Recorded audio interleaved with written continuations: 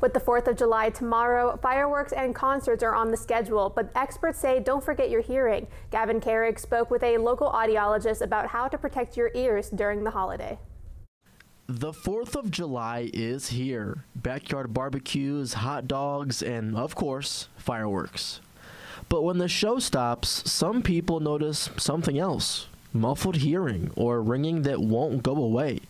Audiologists say that fireworks can be some of the loudest sounds that we're exposed to, and the damage can happen fast. Around 4th of July, fireworks is the big noise exposure.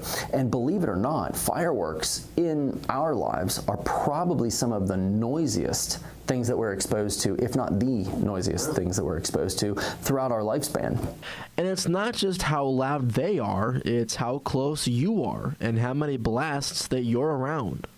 So the louder the sound, the more intense that wave is. The more intense that wave is, the more likely it is to do some damage to the cells that are responding to that wave. Because essentially that wave is creating the method with which the brain interprets sound. So if we damage the cells that are responsible for hearing, by exposing ourselves to a more intense wave, now that's when we start talking about hearing loss.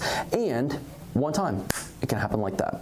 So what can we do? Well, Dr. Squires says that the simplest step is protection. Earplugs are good, but ones that go around your ears are the best.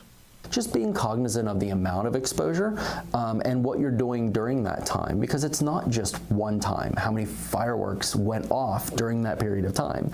And each one of those fireworks is an impulse. And that's not to say don't go and enjoy fireworks, but it's like, anything else. Please enjoy responsibly, right? We want to just make sure that we're taking that into consideration, because prevention of hearing loss is so much easier than treatment and management of hearing loss on the other side of things. A few dollars in earplugs today can protect the hearing that you'll want for every celebration down the road.